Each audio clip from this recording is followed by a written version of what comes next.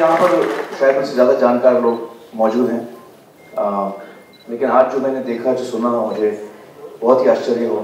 आरे के बारे में जो लास्ट में हमने देखा, जो वाइल्ड लाइफ है जो टोटली डिस्ट्रॉय होने वाली है, वो बहुत ही शॉकिंग है और बहुत ही डिस्टर्बिंग। जहाँ तक डेवलपमेंट प्लान है 2034, उसको मैंने स्टडी नहीं किया तो डिटेल में मैं उसके बारे में नहीं बता पाऊंगा, और ना मैं आर्किटेक्ट हूँ, ना मैं टाउन प्लानर हूँ, मेरी नॉलेज नहीं है उसके बारे में। आप जैसे एक्सपर्ट्स हैं जो इस डॉक्यूमेंट को समझ भी पाएंगे। हमारी ये उम्मीद है कि जो एक्सपर्ट्स इसको स्टडी करेंगे, इस पे चर्चा जरूर होनी चाहिए। आम इंसान को इन बातों की जानकारी इतनी नहीं है, समझ नहीं है, मुझे भी नहीं है, हम आर्किटेक्ट नहीं है, हम टाउन प्लानर्स नहीं है, लेकिन जिन लोगों को है वो एक सही नियत से इस चीज को डिस्कस करें और मुंबई के लिए, लोगों के लिए सही जो फ्यूचर है वो प्लान किया जाए एक अच्छे तरीके से। आरे के बारे में जो मुझे लगता है कि वो बिल्कुल वाइल्ड लाइफ को हमें डिस्टर्ब नहीं करना चाहिए। I don't think we have the right.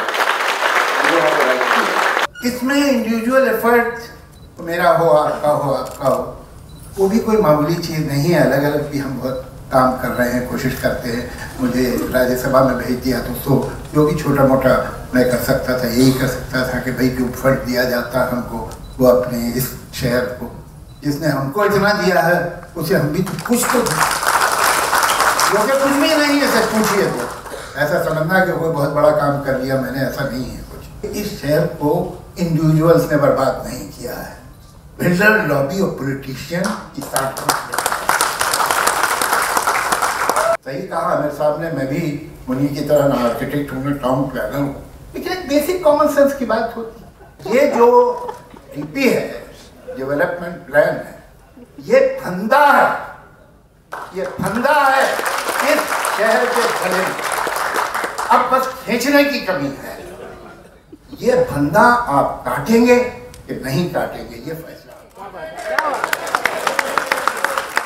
और इसमें सब जमा होके, एक होके अगर काम करेंगे और इसको अगर सड़क पे लाना है तो सड़क पे लाएं। लेकिन एक बात मैं ये नहीं कहूंगा ये नहीं होना चाहिए, मैं कहूंगा ये नहीं होगा। Why don't we request the current government जो है कि जैसे आपने अभी एक प्रेजेंटेशन दिया, वो भी हमको प्रेजेंटेशन दें, पब्लिक को प्रेजेंटेशन दें कि उनके प्लान ऐसा क्यों है। देखिए, हमारा माइंड हमेशा ओपन रखना चाहिए। अगर वो समझा पाए हमको कि भाई हमने ये प्लान इसलिए बनाया है, उसकी ये फायदे हैं, तो फिर हम समझ सकते हैं कि वो सही कह रहे हैं, गलत कह रहे हैं। तो that will be a healthy process of understanding why they are doing that, and then what is to be done to it, change, not change, etc.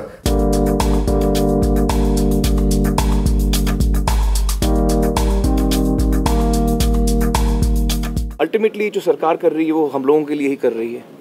हम भी चाहते हैं कि हमारे राज्य में, हमारे शहर में तरक्की आए, और प्लान अगर हम सबको इसके बाद सही लगा तो हमें खुशी होगी। आमतौर पे डीपी प्लान जो आता है वो मैंने लाइफ में कभी नहीं पढ़ा डीपी प्लान, लेकिन ये अच्छी बात नहीं है।